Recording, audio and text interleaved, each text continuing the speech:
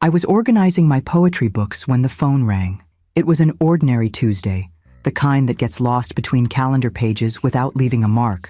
I had retired from teaching just 6 months ago and was still trying to find rhythm in my new routine. Mrs. Lawson, this is Thornton and Associates calling from Texas. Texas. My heart immediately raced. Garrett lived in Texas. I regret to inform you that your brother, Garrett Wilson, passed away in the early hours of yesterday. The book I was holding, an anthology of Emily Dickinson, slipped from my fingers. The dull thud against the carpet seemed to echo in the silence that followed. Garrett, my half-brother 15 years my senior, whom I saw so rarely, but who somehow always represented a constant in my life. Someone who knew I existed, who cared, even from a distance. Your presence is requested for the reading of the will next Monday at the Blackwell Wilson Ranch. Will? Why would they call me for that? Probably some formality. Perhaps a personal item Garrett wanted me to have. We hadn't spoken in almost 2 years since his health began to decline after Elaine's death. I booked an economy flight to Dallas and a modest hotel nearby. My retired teacher's salary didn't allow for extravagances, but I needed to say goodbye. While packing my suitcase, I found the last letter Garrett had sent me 3 years ago. Brief, as always, but kind. He asked about my life, mentioned business going well, and there was a line about Mason. I still hope your son realizes the extraordinary woman he has for a mother. Mason. The familiar pain tightened my chest. 10 years without seeing my only child. 10 years of returned birthday cards, unanswered calls, frustrated attempts at reconciliation. After the divorce, Richard poisoned him against me with lies about abandonment and selfishness. How could I have abandoned someone I fought so hard for? The trip to Texas seemed endless. When I finally arrived at the Blackwell Wilson Ranch, I was momentarily breathless. I had visited Garrett only 3 times in my entire life, and the magnitude of the property always impressed me. The main house was a colonial-style mansion with imposing columns and porches that surrounded the entire first floor. Around it, thousands of acres of lush pastures where the famous Hereford cattle grazed peacefully. A man in an impeccable suit greeted me at the entrance. Mrs. Lawson, I'm Maxwell Thornton. Thank you for coming. Please follow me. I was led to a library that occupied the entire west wing of the house. Floor-to-ceiling shelves housed ancient and modern volumes. The central dark wood table was prepared with documents organized in folders. There was no one else in the room. Won't the others be participating? I asked, imagining distant relatives of Elaine's or company executives. There are no others, Mrs. Lawson. The reading of the will is only for you. Confused, I sat in the indicated chair. Thornton adjusted his glasses and began to read the official document in a solemn tone. The first lines were legal formalities that I barely registered until a phrase cut through the air like lightning. I leave the entirety of my assets, including the Blackwell Wilson Ranch, all 500 head of cattle, investments, and bank accounts worth approximately $12 million, to my sister, Audrey Lawson. My entire body froze. Had I heard correctly? There must be some mistake, I whispered. Thornton smiled gently and pushed the will in my direction, pointing to the paragraph in question. There it was, in black and white, my name. There is no mistake, Mrs. Lawson. Your brother was very clear. There is also a personal letter for you. With trembling hands, I opened the envelope he handed me. Garrett's strong, slanted handwriting filled the page. Dear Audrey, if you're reading this, I've left this world. Elaine and I never had children to leave our legacy to, and you are the only true family I have left. Over the years, I've observed how you maintained your integrity even in the most difficult times. You never sought me out for personal gain, even when I know you went through financial difficulties after your divorce. This inheritance is not just a gift, it's a recognition of your character. Use it wisely, live well, and if possible, continue the charitable work that Elaine and I began. With love, your brother Garrett. Tears blurred my vision. Suddenly, I was no longer a retired teacher with a limited budget, but the owner of one of the most important ranches in Texas and a fortune I never dreamed of possessing. What do I do now? I asked, more to myself than to Thornton. Now, Mrs. Lawson, he replied with a slight smile, you begin your new life. The news of Garrett's will spread through the county like wildfire. By the time of the funeral 2 days later, the small church was filled not only with genuine mourners, but also with curious onlookers eager to glimpse the unknown sister who had suddenly inherited the Blackwell-Wilson empire. I stood alone in the front pew, accepting condolences from people I'd never met, each whispering how Garrett had spoken highly of me. Had he? The brother I remembered was reserved, kind but distant. The idea that he had discussed me with these strangers seemed almost surreal. After the service, Thornton hosted a reception at the ranch. I found myself in Garrett's study, now my study, staring at photographs of him and Elaine, their smiling faces at charity galas, on horseback, at cattle auctions, a life I knew nothing about. Mrs. Lawson? A tall man with silver hair appeared at the doorway. Joseph Martinez, head of security. I worked for your brother for 20 years. Please call me Audrey, I said automatically, still uncomfortable with the formality. Mr. Wilson instructed me to give you this after the funeral. He handed me a small tablet. It's access to the ranch's security system. He wanted you to feel safe here. I thanked him, wondering why I would need a security system on a remote ranch. Little did I know how prescient Garrett's concerns would prove to be. That evening, as guests gradually departed, I retreated to the master bedroom, another space that felt like an intrusion into someone else's life. The king-sized bed with its handcrafted headboard dwarfed me. I was about to change into my nightgown when a commotion downstairs caught my attention.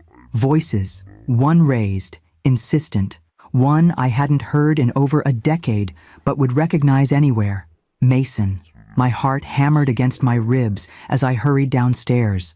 There he was, my son, standing in the grand foyer, older, his dark hair now threaded with silver at the temples, but unmistakably the boy I'd raised, the boy who had chosen his father over me and then disappeared from my life completely. Mom. His voice had deepened over the years. His eyes, so like mine, assessed me quickly before scanning the opulent surroundings. I came as soon as I heard about Uncle Garrett. Uncle Garrett, a man he'd met perhaps twice in his life, suddenly an uncle. Mason, I managed, my voice steadier than I felt. This is unexpected. He stepped forward, arms awkwardly opening for an embrace that felt more performed than genuine. I know it's been a while. I should have reached out sooner. A while. 10 years of silence reduced to a while. How did you hear about Garrett? I asked, genuinely curious. It's all over the news. Unknown schoolteacher inherits Blackwell-Wilson fortune. Your picture's even in the Dallas Morning News. His laugh sounded forced. Quite the surprise. Before I could respond, he continued, his voice taking on a concerned tone that didn't quite reach his eyes. Look at this place, Mom. It's enormous. The cattle operation alone is more than one person could handle. He gestured expansively around us. You've never run anything like this. You've never even owned property larger than our old house. I opened my mouth to object, but he pressed on. You're going to need help, professional help. His expression softened to something practiced. Mom, you're going to need me to help you with all this. The presumption in his tone, the immediate assumption that I was incapable, sparked something inside me. Before I could respond, he delivered his coup de grace. You won't be able to handle this all alone. Now you're going to need me to help you. The way he said it, not an offer but a declaration, as if I should be grateful for his sudden appearance after a decade of rejection, made my spine stiffen.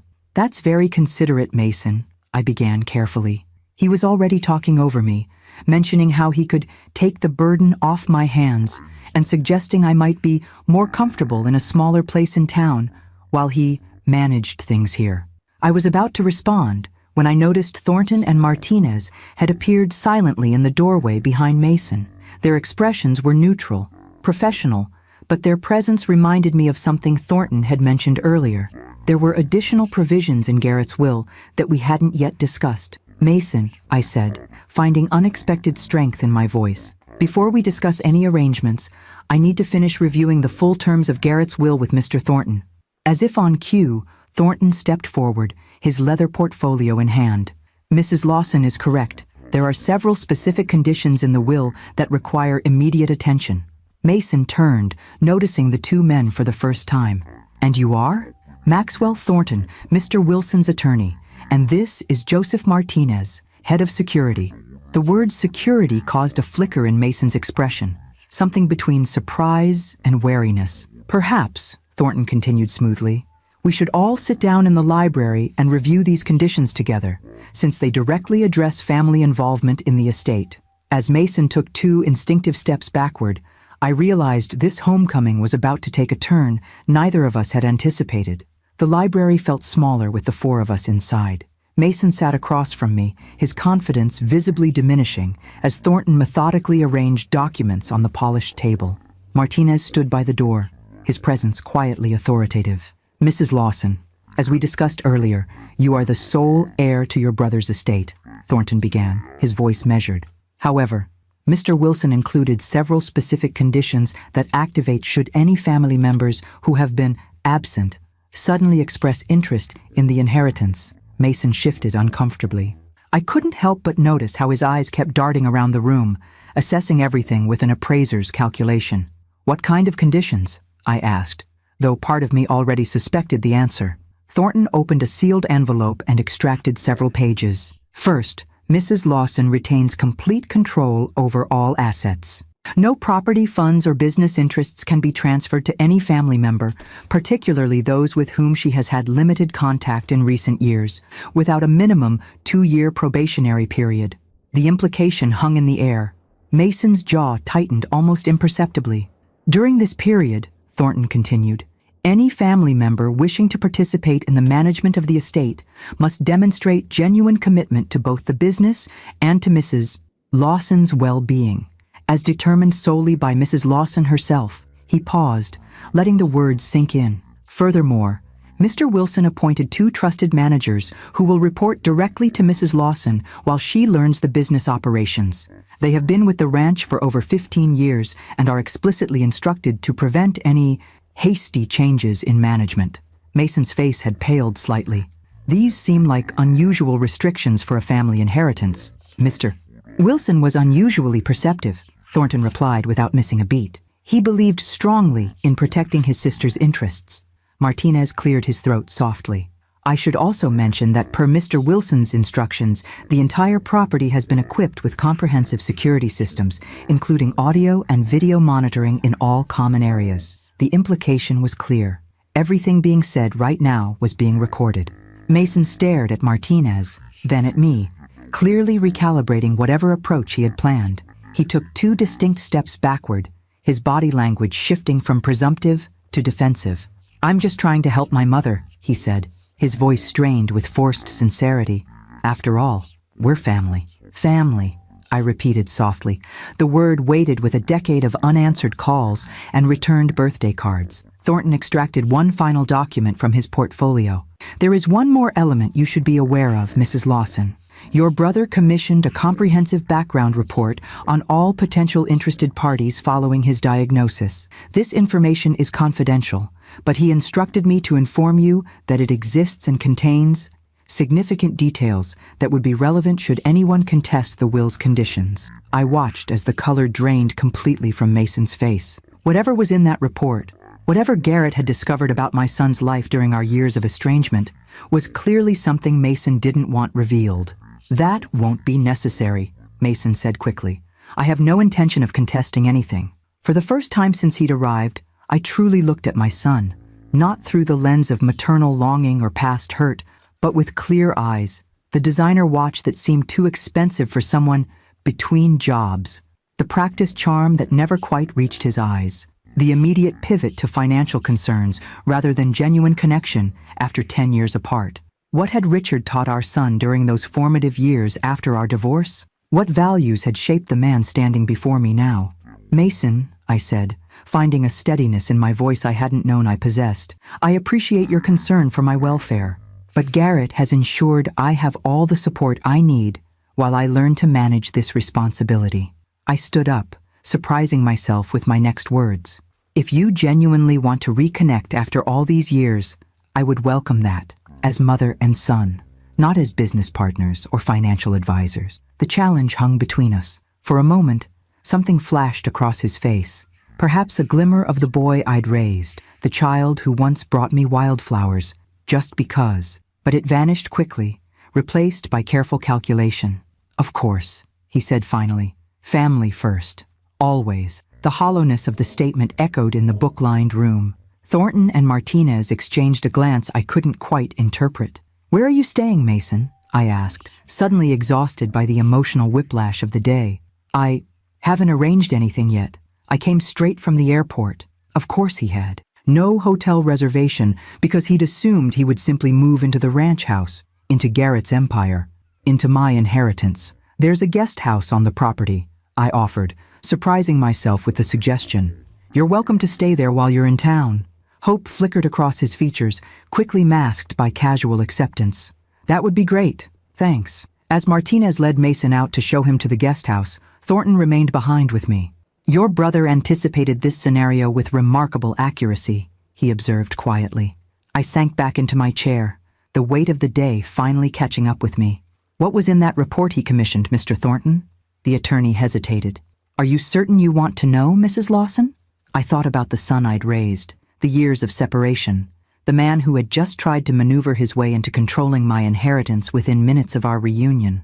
Not tonight, I decided, but keep it close at hand. Something tells me I'll need it sooner rather than later. As I gazed out the window at the vast ranch that was now mine, I realized Garrett hadn't just left me a fortune.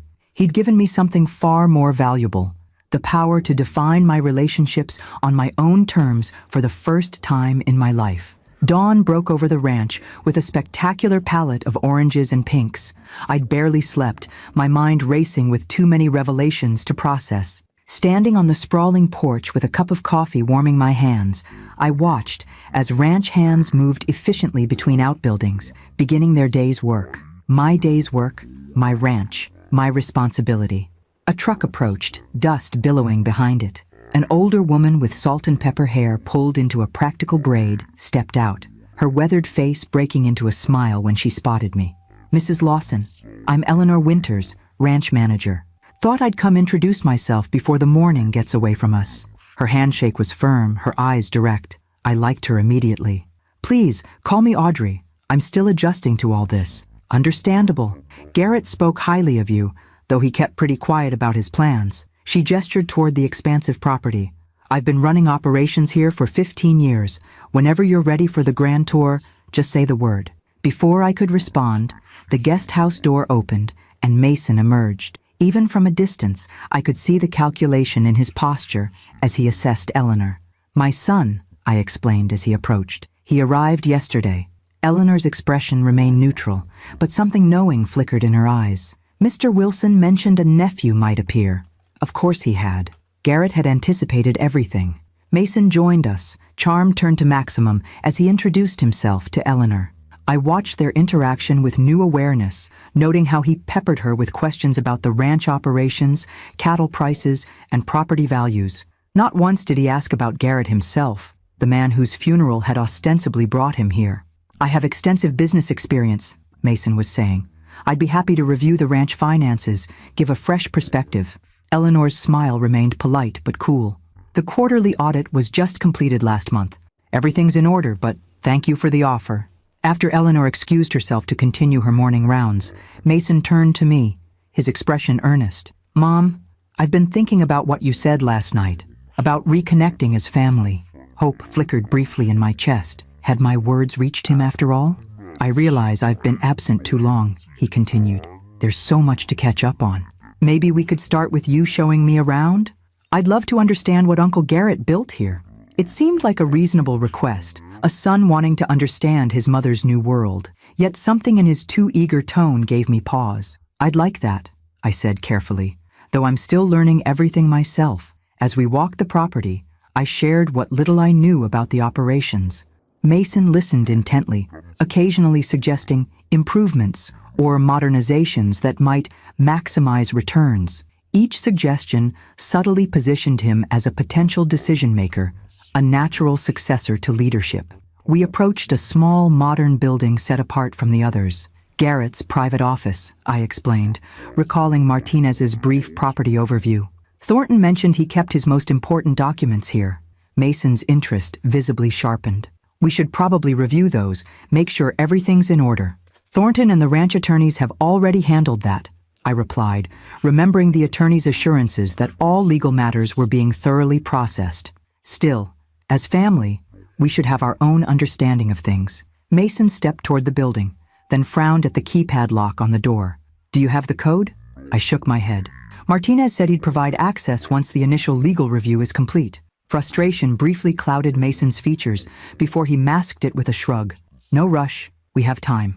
Later that afternoon, I retreated to Garrett's, my study, to gather my thoughts. The enormity of my new situation was beginning to sink in. Not just the wealth and property, but the responsibility.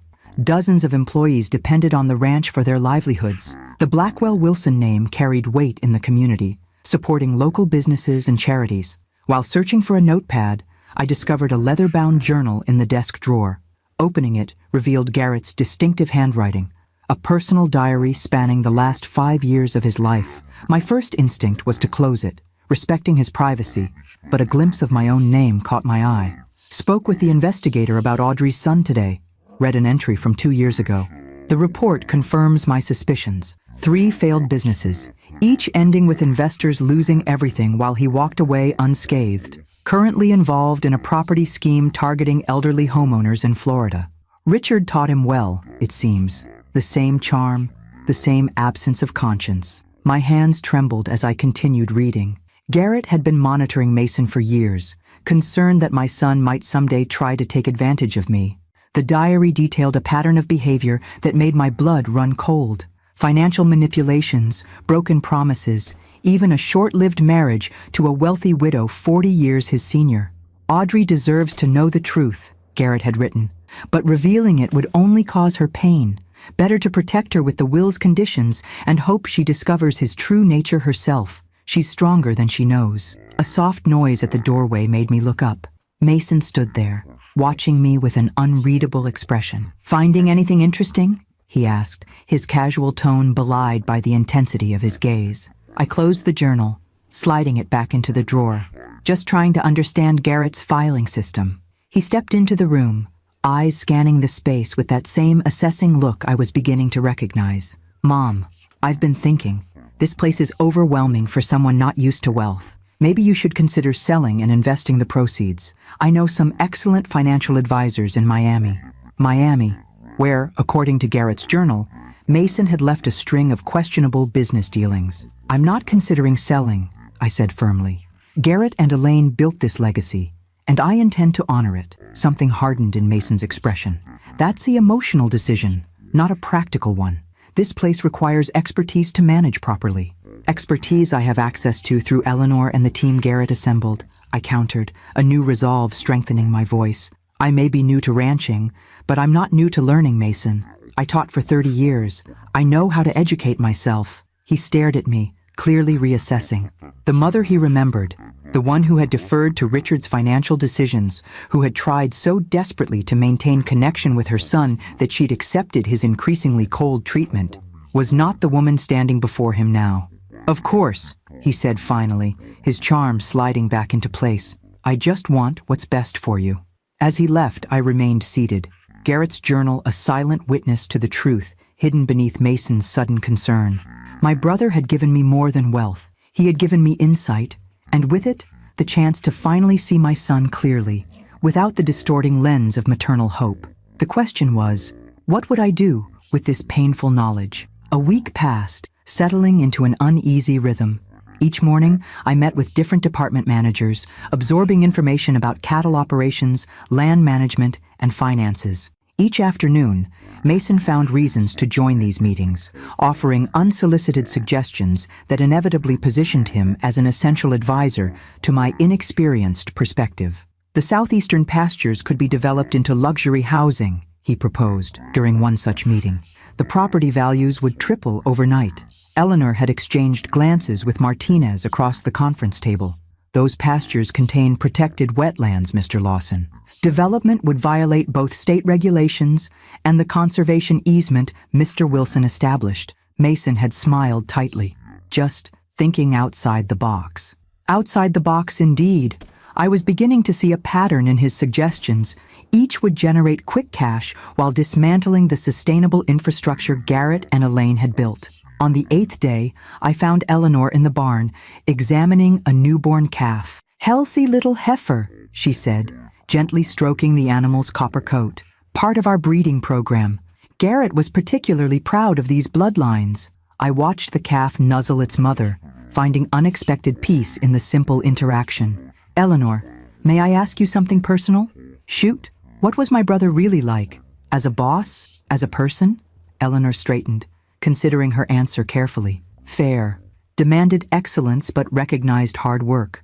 After Elaine's diagnosis, he became more focused on legacy, not just the business success, but what they were leaving behind. She gestured around us. This ranch employs 67 people full-time, supports their families. The Blackwell-Wilson Foundation funds the county hospital, scholarships for local kids, the food bank.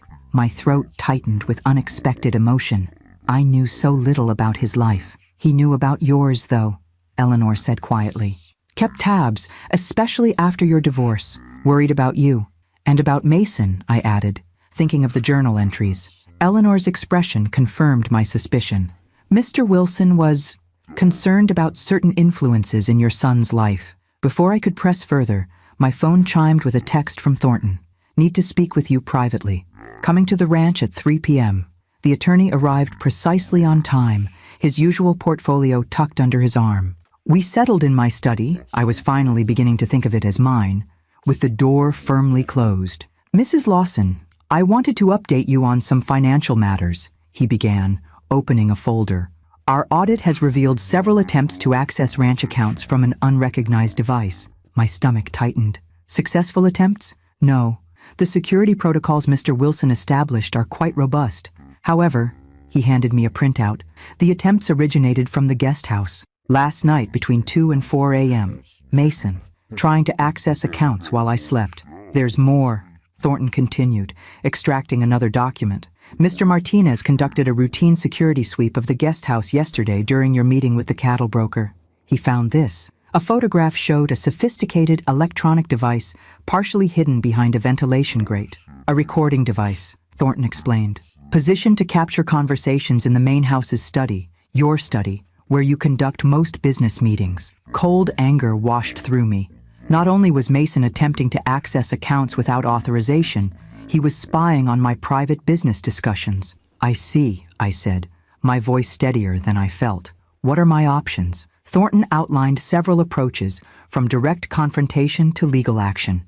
As we talked, a plan began forming in my mind.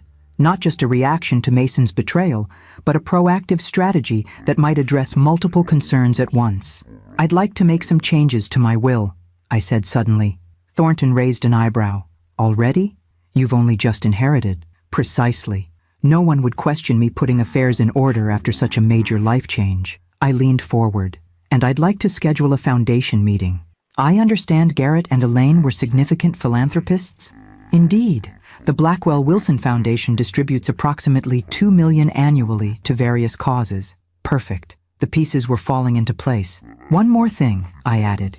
Is there a particular room in this house where we can be certain of complete privacy? No possibility of external monitoring? Thornton smiled slightly. Mr. Wilson's secure conference room, regularly swept for devices. Martinez can arrange access. The next morning, I invited Mason to join me for breakfast on the veranda. He arrived looking pleased with himself, clearly interpreting the invitation as progress in his campaign to establish himself as my essential advisor. I've been doing some thinking, I began, pouring coffee into his cup. You're right that I have much to learn about managing this inheritance. His expression brightened visibly. I'm glad you're seeing things clearly, Mom. I only want to help. I know, I said, forcing warmth into my smile. That's why I've scheduled a meeting with the foundation board tomorrow. I thought you might accompany me. See that side of Garrett's legacy. The charity work? He couldn't quite hide his lack of enthusiasm. Sure, if you think it's important. Very important. Apparently, Garrett was deeply involved in community support. I took a sip of coffee, watching him over the rim. I'm also updating my will. Seems prudent, given the circumstances. That caught his attention. His eyes sharpened instantly. Sensible precaution. I'd be happy to recommend some estate planners I know. Thornton is handling it. The preliminary draft should be ready for review tomorrow. I could almost see the calculations running behind his eyes. The foundation meeting, the will review, the implications of both for his access to the fortune he coveted. I appreciate you including me in these decisions, he said, reaching for my hand with well-practiced sincerity. I squeezed his fingers gently, thinking of the recording device hidden in the guest house, the midnight attempts to access accounts, the decade of silence before money entered the equation. "Of course," I replied, matching his sincerity with my own performance. "After all, we're family." As he left for a business call that I suspected involved reporting this promising development to whoever was backing his efforts, I gazed across the ranch that had become my responsibility.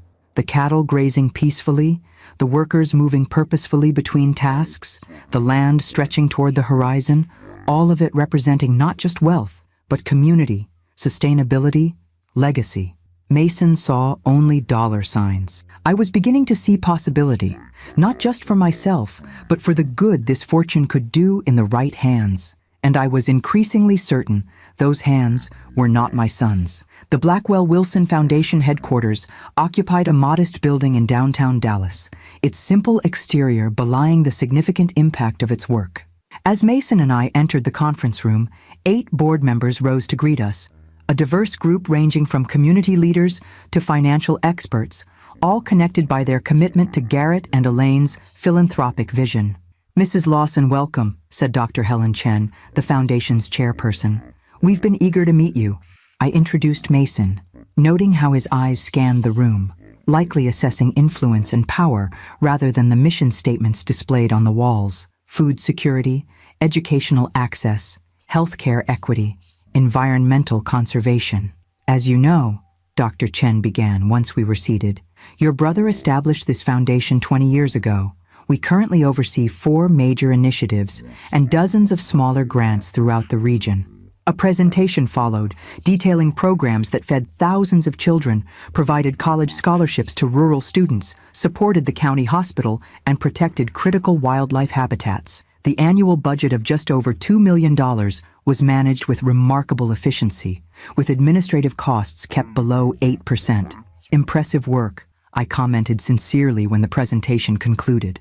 "Garrett and Elaine created something truly meaningful. We're particularly proud of the emergency food program," added Robert Gonzalez, another board member. "It serves over 3,000 families monthly." Mason shifted in his chair, his impatience barely concealed. "All very admirable. But what's the return on investment? Surely these funds could generate more impact if professionally managed." An uncomfortable silence fell over the room. "The return," Dr. Chen said carefully, "is measured in lives improved, Mr. Lawson, not percentage points." Of course," Mason backpedaled smoothly. "I simply meant we could potentially help even more people with optimal financial strategies." I watched this exchange with growing clarity.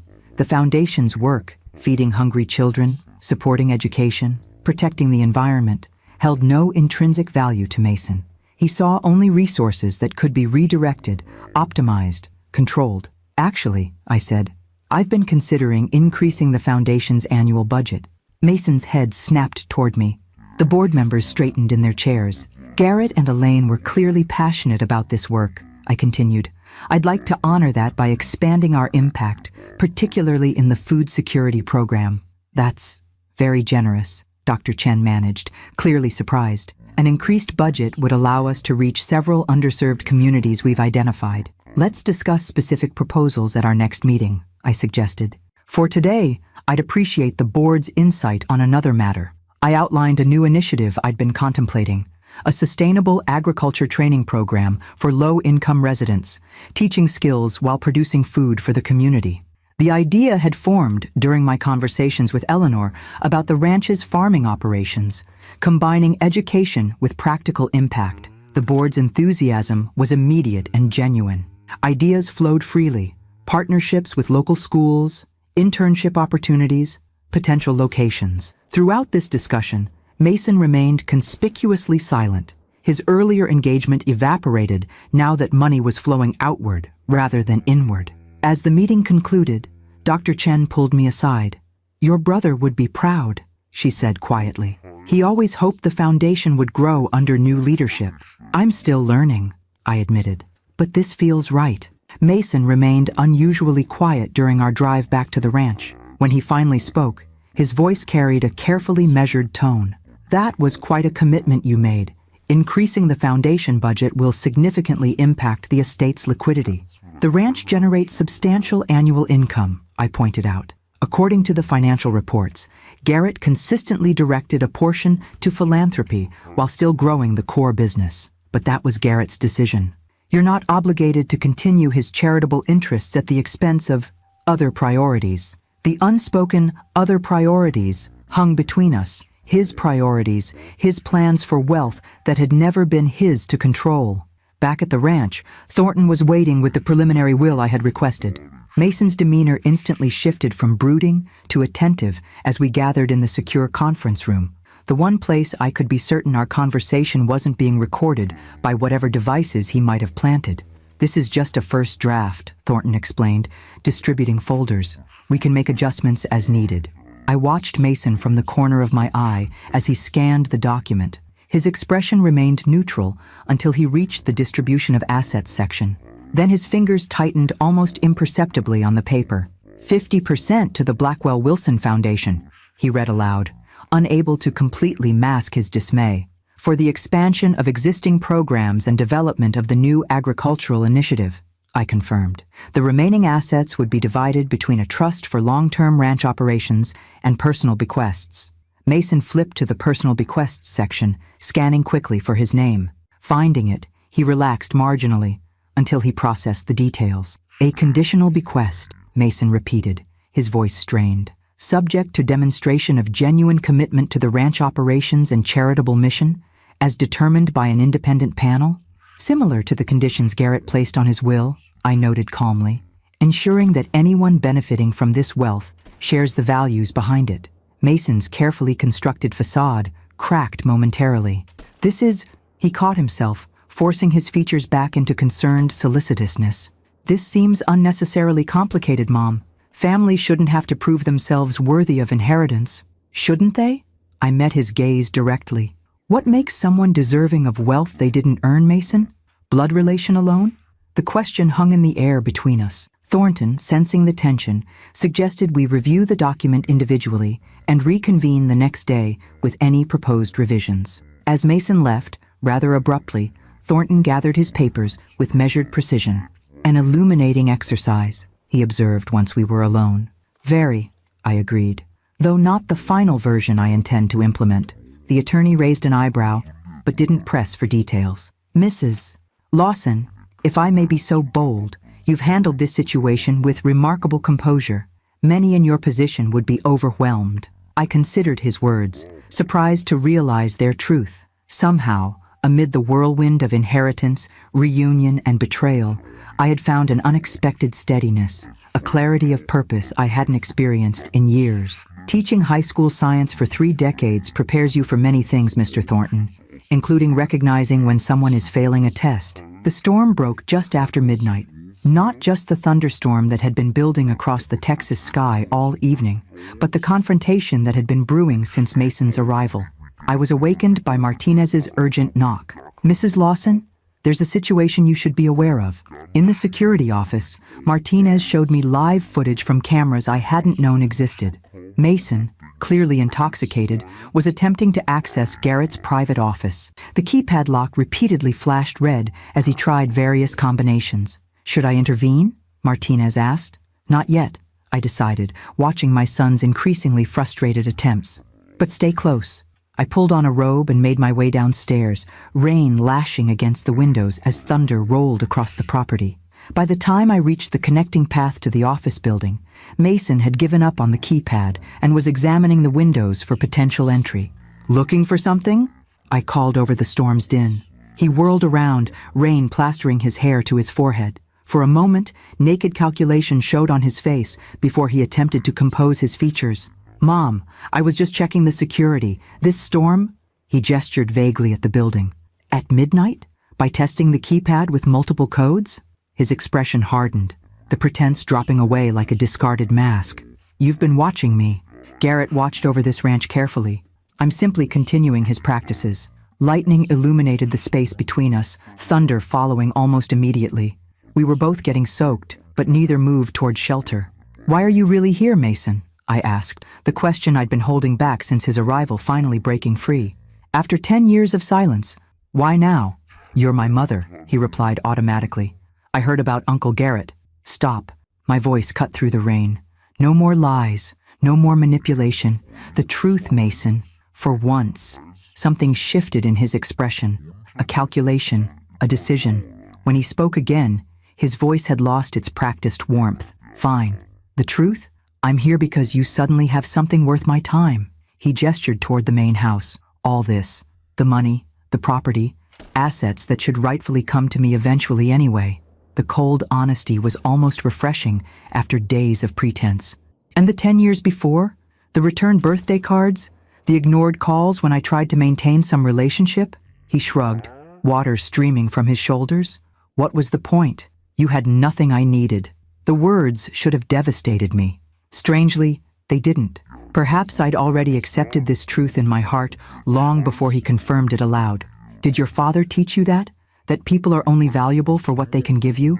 Dad taught me to be practical, Mason countered. To recognize opportunity and seize it. To stop wasting time on emotional attachments that offer no return. Richard's influence distilled to its poisonous essence. My ex-husband had always valued transactions over relationships, seeing people as either assets or obstacles. Now his worldview spoke through our son's mouth, shaped by years of calculated mentorship. And this? I gestured toward Garrett's office. Breaking in is practical? I need to see the financial records myself, he admitted, dropping all pretense now. Your little will stunt today made it clear you're planning to divert assets to strangers instead of your own son. I have investors waiting on my confirmation that I can deliver what I promised. Investors? The pieces clicked into place. You've already leveraged your supposed inheritance, haven't you? Made commitments based on money you don't control. His silence was confirmation enough. How much do you owe, Mason? Lightning flashed again, illuminating the desperation that briefly crossed his face. Enough that I can't go back to Miami without a solution. At last, the truth, not just opportunism, but necessity had driven his sudden reappearance. Not a son seeking reconciliation, but a desperate man fleeing consequences. I could help you, I said quietly. Not with control of the ranch or foundation, but enough to clear your debts. Hope flickered across his features, quickly replaced by suspicion. In exchange for what? Honesty. A genuine attempt at rebuilding some kind of relationship. Not as business partners or as manipulator and target, but as mother and son. He stared at me through the rain, weighing options, calculating advantages. When he finally spoke, his voice held a trace of the little boy I'd once known. Uncertain, unguarded. I don't know how to do that anymore. Neither do I admitted. But we could try. For a moment, something like genuine emotion crossed his face. Then the mask slipped back into place, his expression hardening. And if I'm not interested in your terms, if I contest the will, make legal claims as your only child, then you should know that Garrett left extensive documentation of your activities in Florida. The investment schemes, the elderly victims, all of it. I hadn't wanted to use this leverage, but he'd left me no choice. Martinez has already provided copies to the relevant authorities as a precaution. Mason went completely still. You're bluffing. Am I? Your father taught you practicality. My brother taught me protection. I softened my tone. It doesn't have to end this way, Mason. We have choices. The rain continued to fall between us, years of distance condensed into feet of storm-swept darkness. When he finally responded, his voice was cold with finality. You've changed. Yes, I acknowledged. I have. He turned without another word, stalking back toward the guest house. I watched him go, the weight of maternal grief balanced against the certainty that I had finally seen my son clearly, without illusion or desperate hope coloring my perception. Martinez materialized from the shadows. Are you all right, Mrs. Lawson? No, I admitted, but I will be. In the morning, the guest house was empty. Mason had left some time before dawn, taking only what he had brought with him. No note, no goodbye, just absence, the state that had defined our relationship for a decade. Thornton called mid-afternoon. Airport security confirms he boarded a flight to Miami. Do you want us to monitor his movements further? No, I decided. He's made his choice. As I hung up, I found myself standing before the portrait of Garrett and Elaine that hung in the main hallway. Their expressions were serious but kind, their hands clasped together in quiet solidarity. I understand now, I told their painted faces, why you left everything to me, not just because I was family, but because you knew I would protect what matters. Outside, the ranch continued its rhythms, cattle being moved between pastures, equipment being repaired, life flowing onward. My life now, with all its unexpected responsibilities and possibilities. The son who had returned for wealth had departed when faced with the cost of genuine connection. The pain of that reality would linger, but it no longer defined me. Instead, I found myself looking forward, considering not what I had lost, but what I might build with the legacy I'd been entrusted. A legacy that extended far beyond bank accounts and property deeds to the lives touched by the foundation, the community supported by the ranch, the potential for good that wealth properly managed could achieve. I picked up the phone and dialed Dr. Chen's number. About that agricultural training program we discussed, I began. I'd like to move forward immediately. The first step of many in a journey I never expected, but was increasingly ready to embrace. 3 months passed with the relentless rhythm of ranch life marking time. Cattle rotations, equipment maintenance, endless paperwork that somehow translated into the thriving operation around me. I had traded my small apartment in Kansas for this sprawling property, my quiet retirement for days filled with decisions and learning. The strangest part was how natural it had begun to feel. The North Pasture irrigation system needs upgrading, Eleanor informed me during our morning meeting. The estimate came in at $85,000. 3 months ago, such a sum would have seemed astronomical.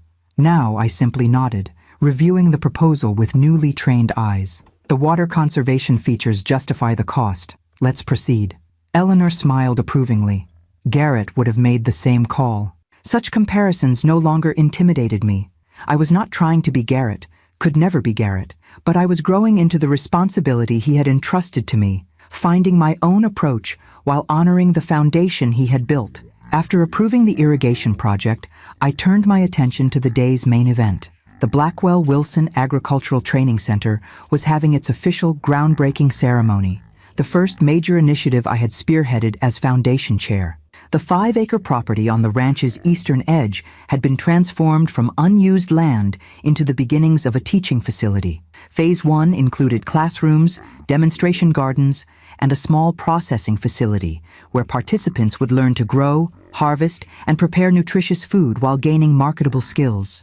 As I drove to the site, I thought about the journey of the past 3 months. Mason's departure had left a wound, one that might never fully heal, but also a clarity that had propelled me forward. Without the distraction of his manipulations, I had immersed myself in understanding both the business and philanthropic aspects of my inheritance. The ceremony site was already busy when I arrived. Foundation board members, local officials, media representatives, and most importantly, the first cohort of program participants. 20 people ranging from teenagers to seniors, all from underserved communities, all eager for the opportunity this program represented. Dr. Chen greeted me warmly. "Ready for your first official foundation speech?" "As ready as I'll ever be," I admitted, reviewing my notes one final time. When the time came, I approached the podium with unexpected steadiness. The faces before me, expectant, hopeful, curious, reminded me of my classroom days. This was just another form of teaching, another way to create opportunity. "Thank you all for coming today," I began. When my brother Garrett left me this responsibility, I had no idea what to do with it. I was a retired school teacher suddenly in charge of a ranching empire and a significant foundation. To say I was overwhelmed would be an understatement. A knowing chuckle rippled through the audience. But as I learned about the work Garrett and Elaine had done, not just building wealth, but using it to strengthen this community, I began to understand the true value of this inheritance. Not the dollars in accounts or acres of land, but the potential to create meaningful change. I gestured toward the training center site, where construction equipment stood ready. This center represents that potential. By combining education with practical skills and food production, we address multiple needs simultaneously. Participants gain valuable training and certification. The community gains locally grown food for schools and food banks. And together, we build a more resilient local economy. The speech continued, outlining the program's specifics and acknowledging the many partners who had helped bring the vision to reality. As I spoke, I noticed a figure at the back of the gathering, a man in a police uniform watching intently. Something about him seemed vaguely familiar, though I couldn't place why. After the ceremonial turning of dirt with golden shovels, I mingled with guests, answering questions about the program and the Foundation's future plans. The uniformed man approached eventually, removing his hat as he drew near. "Mrs. Lawson? Sheriff Michael Dawson. We haven't formally met, but I worked with your brother on several community initiatives." Up close, I realized why he had seemed familiar. Something in his bearing reminded me of Garrett, that same quiet authority. "Sheriff Dawson, thank you for coming today." "Impressive project," he said, gesturing toward the construction site. "Though I'm not surprised. Garrett always spoke highly of you, said you had a teacher's heart for seeing potential where others missed it." The comment caught me off guard. He said that, even though we saw each other so rarely? Distance doesn't always mean disconnect, Mrs. Lawson. He kept tabs on your teaching awards, your students' success stories, quite proud of his little sister, though he wasn't one to show sentiment openly.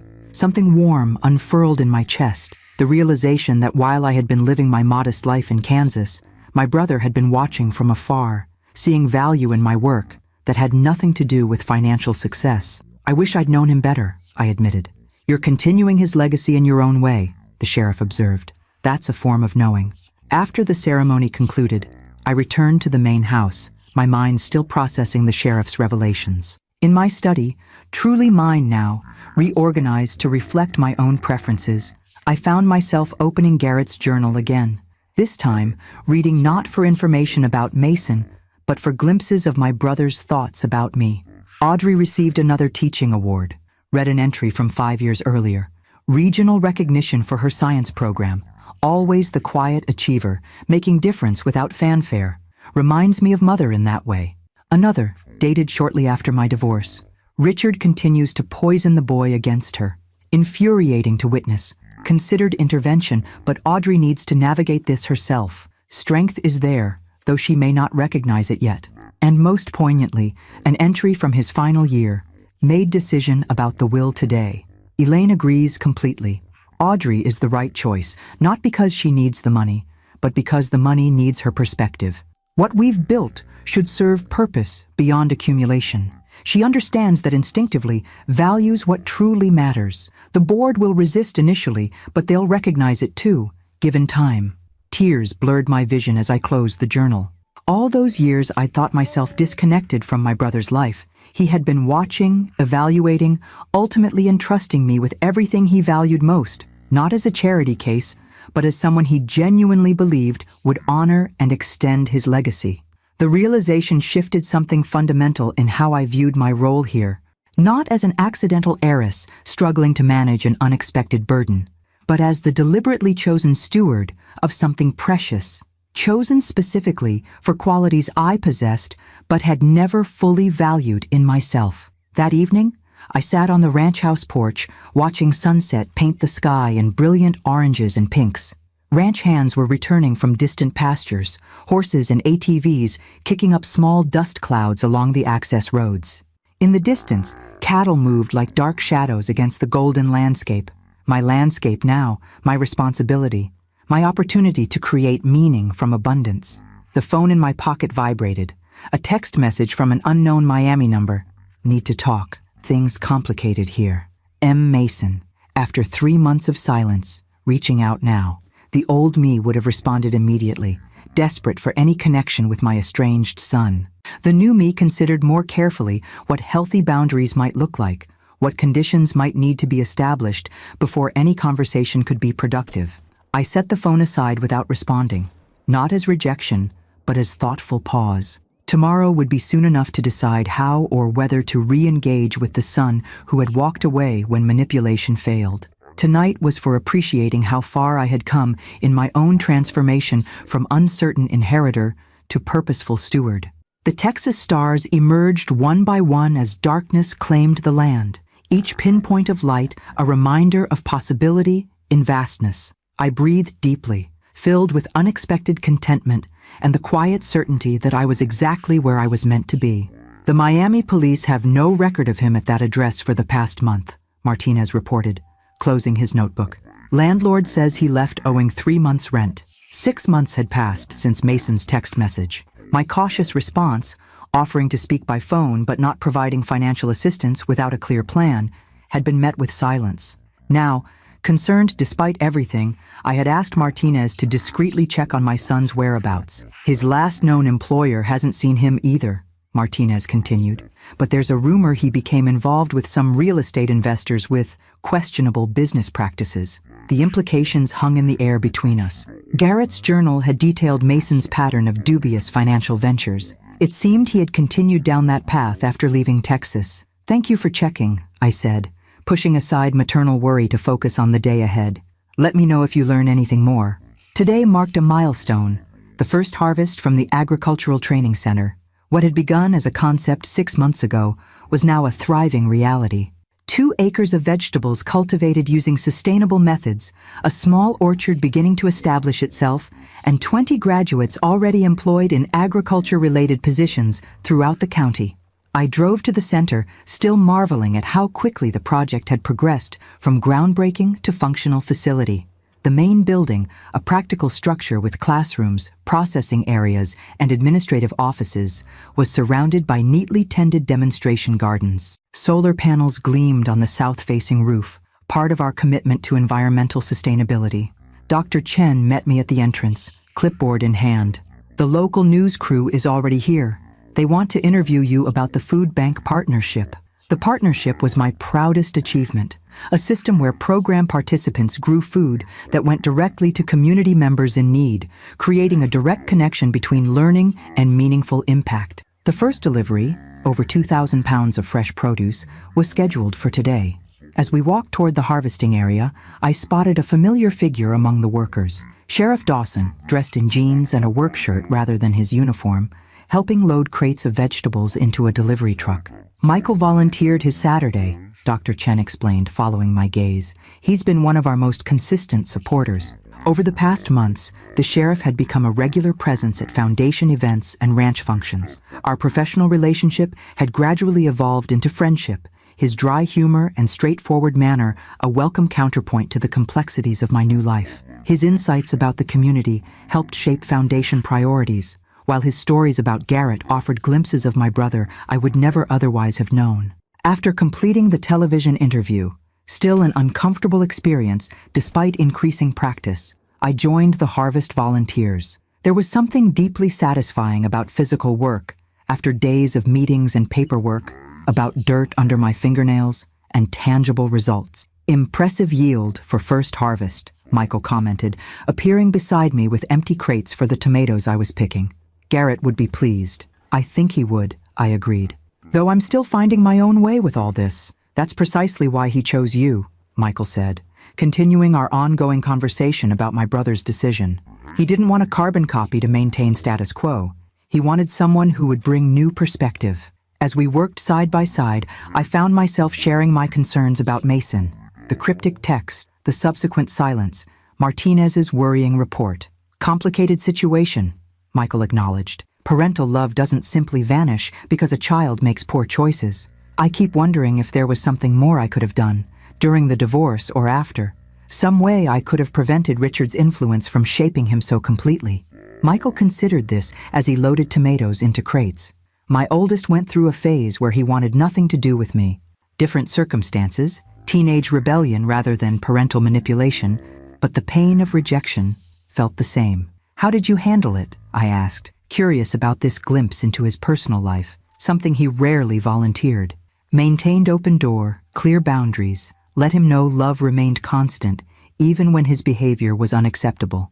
He shrugged slightly. "Eventually he found his way back. Different relationship than before, but solid in its own way." His words offered perspective without easy reassurance, exactly what I needed. The harvest continued throughout the morning, culminating in a community lunch where program participants, foundation board members, and volunteers shared food prepared from the center's first crops. Sitting at long tables under shade trees, people from vastly different backgrounds connected through the simple act of breaking bread together. This, I realized, was Garrett and Elaine's true legacy, not the wealth itself, but its potential to build community, to connect people who might otherwise remain separated by economic circumstance. My role as steward was not just managing assets, but nurturing these connections, these possibilities for meaningful impact. As the event wound down, Eleanor approached, her expression uncharacteristically concerned.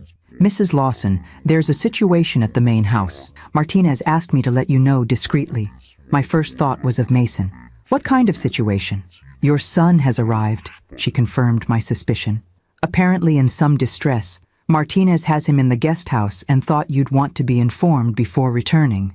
Michael, overhearing, offered to drive me back. "I can stay or go, whatever you prefer," he added, his tone making it clear the choice was entirely mine. "Stay," I decided. I might need the perspective. The drive back to the main property was tense with anticipation. Mason's unexpected appearance after months of silence, described as in distress, suggested trouble rather than reconciliation. Martinez met us at the main house, his professional demeanor firmly in place. "Mr. Lawson arrived approximately 40 minutes ago. He appears disheveled, possibly under the influence of substances. He's demanding to see you immediately." "Financial demands?" I asked, mentally preparing myself. He wasn't specific, just insistent about speaking with you alone. I exchanged glances with Michael, whose subtle nod conveyed both support and caution. "I'll see him in the library," I decided. "Martinez, please remain nearby. Sheriff Dawson will accompany me initially." The man waiting in the library barely resembled the confident manipulator who had arrived 9 months earlier. Mason's expensive clothes had been replaced by wrinkled khakis and a stained polo shirt. His hair was unkempt, his face gaunt with dark circles shadowing bloodshot eyes. "Mom," his voice cracked slightly on the word. "Finally." "Mason." I kept my tone neutral, assessing. "This is Sheriff Dawson, a friend of the family." Mason's gaze darted to Michael, then back to me, calculation visible even through his apparent distress. "I need to speak with you, privately." "Sheriff Dawson will stay for now," I replied firmly. "What brings you back to Texas?" A series of emotions crossed Mason's face. Frustration at the thwarted private conversation, desperation, then resignation. "I'm in trouble," he finally admitted. "Serious trouble." "Legal trouble?" Michael asked, his tone professional rather than accusatory. Mason hesitated, then nodded. "The investment group I was working with in Miami, there are investigations, securities fraud allegations. I didn't know what they were doing, not really, but my name is on documents." The story unfolded in fragments. A scheme involving foreign investors, falsified property valuations, millions in misappropriated funds. Mason claimed peripheral involvement, insisting he was merely the face for client relations, unaware of the fraudulent back-end operations. Whether this limited culpability was truth or convenient fiction remained unclear. What was evident was his desperation. "They're looking for scapegoats," he concluded. "And with my history, previous ventures that ended problematically, previous victims," I corrected gently but firmly. He flinched but didn't argue the point. "I need help, legal representation, somewhere to stay while this gets sorted out. Not 'I've missed you,' or 'I'm sorry for how I left,' or any acknowledgement of our last painful encounter. Just need, presented with the expectation that maternal obligation would override all previous betrayals." Michael remained silent, his presence a grounding force as I considered my response. The son before me was in genuine trouble. That much was clear. But his approach remained transactional, viewing me primarily as a resource rather than a person with legitimate feelings and boundaries. "I'll need to consider what help I can appropriately offer," I said finally. "You can stay in the guest house tonight while I consult with the ranch's legal team." Relief flooded his features. "Thank you. I knew you'd understand." "Understanding and enabling are different things, Mason." I maintained steady eye contact. "Any assistance would come with conditions: complete honesty, accountability, professional counseling to address the patterns that keep leading you to these situations." The relief faltered, replaced by calculation once again. "Of course, whatever you think is necessary." As he left with Martinez to return to the guest house, Michael remained silent, waiting until we were alone before speaking. "Complicated," he observed simply. "Very." I sank into a chair, emotional exhaustion suddenly catching up with me. He's still seeing me as a means to an end, rather than reconnecting as family. True, but he came here rather than disappearing completely. That's something. I considered this perspective. "You think there's hope for genuine change?" Michael chose his words carefully. I think people can change when properly motivated. Whether his motivation extends beyond immediate self-preservation remains to be seen. His measured assessment reflected my own uncertainties. The mother in me wanted to believe in redemption, in the possibility that this crisis might finally break through the patterns Richard had instilled. The wiser woman I was becoming recognized that true change required more than desperation. It required genuine willingness to do difficult internal work. "What would you do?" I asked, valuing his perspective. "Offer help with accountability attached, clear boundaries, professional support." He smiled slightly. "Essentially what you already proposed." The confirmation of my instincts was reassuring. 9 months ago, I might have simply opened my arms and checkbook without conditions, desperate to reclaim any relationship with my son.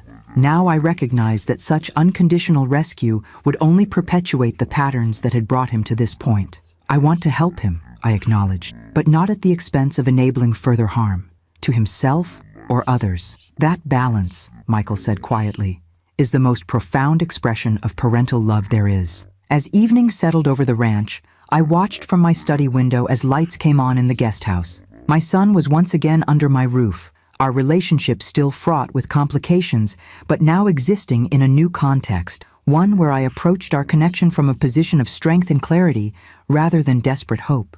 Whatever came next would be challenging, but for the first time, I felt equal to that challenge, grounded in the person I had become rather than defined by the pain of what had been lost. "1 year," Eleanor marveled, glancing around the transformed ranch office. "Hard to believe you've only been here a year." Exactly 12 months had passed since that surreal day in Thornton's office when I'd learned of my inheritance. The anniversary had prompted reflection on the journey, from overwhelmed newcomer to confident steward, from someone defined by loss to a woman creating meaningful impact. "Sometimes it feels like I've always been here," I admitted. "Other times, like I'm still finding my footing." "You've done more in 12 months than most would accomplish in 5 years, Eleanor countered. "The training center, the expanded foundation programs, the new breeding initiative." She wasn't wrong. The agricultural center now served 60 participants annually, providing skills training while supplying fresh produce to 3 county food banks. The foundation had increased its annual giving by 30% while maintaining responsible fiscal management. The ranch itself continued to thrive under the balanced approach I developed with Eleanor's guidance, honoring tradition while embracing sustainable innovations. But the most significant changes weren't visible on spreadsheets or annual reports. They lived in the growing confidence with which I made decisions, the relationships I'd built within the community, the sense of purpose that infused each day with meaning, and, perhaps most surprisingly, in the cautious rebuilding of connection with my son. Mason's return had indeed marked a turning point, though not the immediate reconciliation either of us might have imagined. The legal troubles he faced were substantial, serious enough that even Thornton's considerable expertise required supplementation from specialists in securities law. I had offered conditional support, legal representation paid through a special trust rather than direct funds, temporary housing in the guest house, and mandatory participation in both financial counseling and psychological therapy to address the patterns that had led to his current situation. Initially, Mason had balked at these requirements, especially the therapy component, but faced with limited alternatives and mounting legal pressure, he had reluctantly agreed. 3 months into this arrangement, something unexpected had begun to emerge, moments of genuine connection amidst the complexity, glimpses of the son I remembered beneath layers of his father's influence. "Mr. Thompson is here for the quarterly review," Martinez announced from the doorway, interrupting my reflection. Thornton entered with his customary professional demeanor, though our months of working together had softened the formality between us. "Mrs. Lawson, the foundation audit is complete. Exemplary results across all metrics." We settled into reviewing the detailed reports, financial performance, program outcomes, administrative efficiency. The numbers told a story of thoughtful stewardship and meaningful impact, of resources directed toward genuine community needs rather than simply perpetuating wealth for its own sake. "I have something else to discuss," Thornton said as we concluded the review. "A personal matter. Mr. Wilson, your brother, left instructions that I should give you this after your first year managing the estate." He placed a sealed envelope on the desk between us. My name was written in Garrett's distinctive handwriting. "I'll leave you to read it privately," Thornton offered, rising. No, please stay, I requested, suddenly wanting a witness to this final communication from my brother. With careful fingers, I broke the seal and unfolded the single page within. Dear Audrey, if you're reading this, you've successfully navigated your first year as steward of what Elaine and I built together. I never doubted you would rise to the challenge, though I imagine you had plenty of doubts yourself. When we were children, you always showed a quiet strength our mother called steel and silk, gentle in approach, but unbreakable at the core. Life's challenges may have caused you to forget that strength, but I never did. I chose you as my heir, not despite your teaching background, but because of it. You understand that true wealth isn't measured in bank accounts, but in lives improved, potential realized, community strengthened. The money and property are simply tools toward those greater purposes. By now, you've likely faced challenges I anticipated. Your son's reaction to your inheritance, perhaps, and many I couldn't foresee. The fact that you're reading this letter means you've navigated them with the integrity and wisdom I always knew you possessed. The ranch, the foundation, the business, they're truly yours now, to shape according to your vision. My legacy isn't what I built, but what you'll do with it. With pride and love, your brother. Garrett tears blurred my vision as I set the letter down. Even now, a year after his death, Garrett had found a way to offer both validation and challenge, acknowledging the journey while encouraging the path forward. He had remarkable foresight, Thornton observed quietly. Yes, I agreed, thinking of how accurately Garrett had predicted Mason's reaction, the community's initial skepticism, my own growth into the role he'd chosen for me. I wish I'd known him better in life. In many ways, you've come to know him through his legacy, Thornton suggested, and he knew you well enough to entrust you with everything that mattered to him. The truth of this observation settled around me like a comfortable shawl. Through managing the ranch, expanding the foundation, and connecting with those who had known him, I had indeed developed a deeper understanding of my brother than our limited interactions in life had allowed. Later that afternoon, I drove to the training center where the spring graduation ceremony was underway. 60 participants, ranging from teenagers to seniors, all from backgrounds where opportunity had been limited, were receiving certificates in sustainable agriculture practices, food processing, and business management. From the back of the gathering, I watched as Dr. Chen called each name as graduates crossed the modest stage with pride emanating from their postures. These were not just students completing a program, but individuals whose life trajectories had been meaningfully altered. Quite a sight, isn't it? Michael's voice came from beside me as he joined me in observing the ceremony. Our friendship had deepened over the months, gradually evolving into something neither of us had rushed to define, but both increasingly valued. Worth every dollar invested, I agreed, and then some. He nodded toward a young woman receiving her certificate. Maria there was facing potential jail time for minor offenses before the court approved this program as an alternative. Now she's been hired by the county extension office. Complete turnaround. Second chances. Transformation. Potential recognized and nurtured. These themes had come to define not just the foundation's work, but my personal journey as well. After the ceremony, I mingled with graduates and their families, listening to stories of challenge and triumph. Several mentioned plans to establish community gardens in neighborhoods previously classified as food deserts, extending the program's impact far beyond individual participants. As the gathering dispersed, I noticed a familiar figure standing somewhat awkwardly at the edge of the property. Mason, observing from a distance. His appearance had improved significantly over the months of structured support. Clean-shaven, properly dressed, clear-eyed.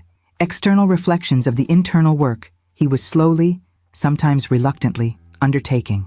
I approached him, curious about his unexpected presence at the foundation event. I didn't know you were coming today. My therapist suggested I should see what you're actually doing with all this, he admitted, gesturing toward the facility, beyond the spreadsheets and reports. And? I prompted, when he fell silent. He looked uncomfortable, struggling visibly with whatever he wanted to express. It's not what I expected, he finally admitted. When I first came here, I saw the money, the property, the potential for personal gain. I didn't see this. His gesture encompassed the graduates still chatting in small groups, the productive gardens stretching beyond the main facility, the tangible sense of community and purpose that permeated the space. Dad always taught me that wealth was about accumulation and status, Mason continued, his voice quieter now. About having more than others, controlling more than others. I never considered it could be about creating something that helps people become more self-sufficient. The mention of Richard's teachings, spoken now with critical awareness rather than reverent repetition, suggested the therapy might be having more impact than I'd realized. That's what Garrett and Elaine understood, I said carefully. That wealth without purpose becomes a burden rather than a blessing. Mason nodded slowly, his expression thoughtful in a way I hadn't seen since he was a curious child, before Richard's influence had narrowed his perspective to transaction and manipulation. My legal situation is improving, he offered, changing the subject slightly. The evidence shows I wasn't involved in the planning stages of the fraud, just the execution. The prosecutor is considering a reduced charge in exchange for testimony against the primary organizers. That's positive news, I acknowledged, genuinely relieved for him despite the complicated history between us.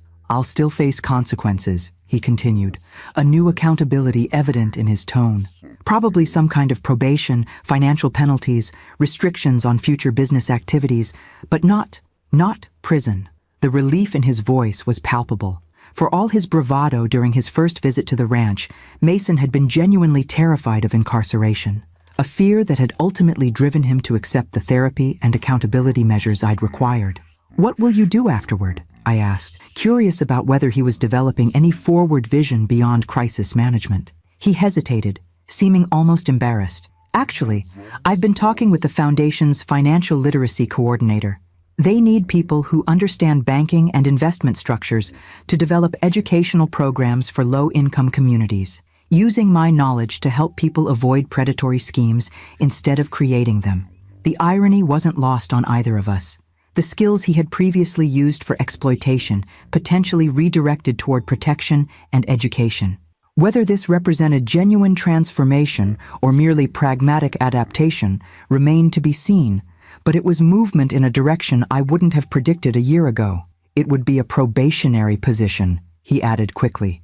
Supervised, no access to foundation funds, just a chance to do something constructive while I figure out what comes next. The request hidden within this explanation hung between us. His first approach to involvement that acknowledged his limitations and accepted appropriate boundaries, not demanding control or resources, but offering to contribute within carefully defined parameters. I'll speak with Dr. Chen about the possibility, I said, neither promising nor dismissing the idea.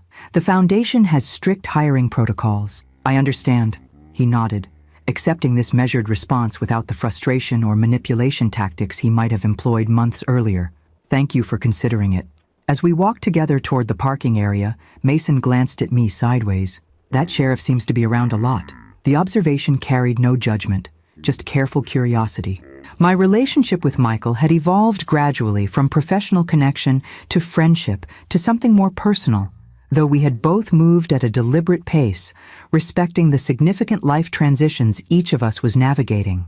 Michael has been a good friend, I replied simply. He knew Garrett well, helps me understand the community better. Mason nodded, seeming to accept this explanation without pressing for details, another small sign of growing respect for boundaries. As we reached our separate vehicles, he paused awkwardly. Mom, I know sorry doesn't begin to cover everything, but I am sorry for disappearing after the divorce, for showing up just for the money, for trying to manipulate you. The apology, while imperfect, held a genuineness I hadn't heard from him in years, not a tactical maneuver, but a halting step toward accountability.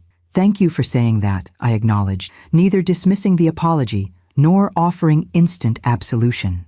We have a long road ahead to rebuild trust, but this is a start. He nodded, accepting this measured response as fair. See you at the ranch later? Yes, Eleanor's team is grilling for the staff tonight. You're welcome to join. As I watched him drive away, I reflected on the parallel journeys we were both undertaking. Mine from uncertain inheritor to confident steward. His from manipulator to someone cautiously exploring more constructive possibilities. Neither transformation was complete or guaranteed, but both represented movement towards something healthier than where we had begun. The evening gathering at the ranch house brought together the disparate threads of my new life. Eleanor and the ranch management team, Martinez and the security staff, Dr. Chen and several foundation board members, Michael arriving after his shift ended, and Mason tentatively navigating this community where his previous assumptions about wealth and power held no currency. As twilight settled over the property, I found myself on the main porch with Michael, watching fireflies begin their evening dance over the expansive lawn. "Quite a year," he observed, his shoulder companionably touching mine as we leaned against the railing. "Sometimes, I still expect to wake up back in my Kansas apartment, discover this was all an elaborate dream." He smiled at this. "And if you did, wake up and find yourself back there?" I considered the question carefully. I'd miss this place, the work, the purpose, but I'd know now what I didn't fully understand then, that my value was never tied to my circumstances or bank account, that I had strength within me all along, just waiting for the right challenge to emerge. "That's what Garrett saw in you," Michael noted. "What those of us who've come to know you see clearly now." His hand found mine on the railing, a gesture both casual and significant. We had been moving slowly towards something more than friendship, neither of us rushing a connection that felt increasingly important to get right. From inside came the sounds of conversation and laughter, Mason's voice unexpectedly rising above others as he apparently shared some story that elicited genuine amusement rather than calculated response. A small victory, perhaps, but meaningful in context. "I received a letter from Garrett today," I said, explaining the anniversary message Thornton had delivered. "He wrote that his legacy isn't what he built, but what I'll do with it." "Wise man, your brother." "I'm beginning to understand just how wise," I agreed. "He gave me not just resources, but the opportunity to discover capacities within myself I might never have recognized otherwise." The ranch stretched before us, cattle moving like shadows in the distant pastures as night settled over the land. My land now, not just legally, but in the deeper sense of connection and responsibility. Not a burden to be managed, but a legacy to be honored through thoughtful stewardship. 1 year ago, I had been a retired school teacher with modest savings and a painfully estranged relationship with my only child. Today, I stood as the owner of one of Texas's significant cattle operations, the chairperson of a foundation making meaningful community impact, and a woman discovering new dimensions of strength, purpose, and even possibility for connection, both with my slowly recovering son and with the thoughtful man beside me. The transformation wasn't complete. Such journeys never truly are. Mason's path toward healthier patterns remained uncertain, requiring ongoing accountability and support.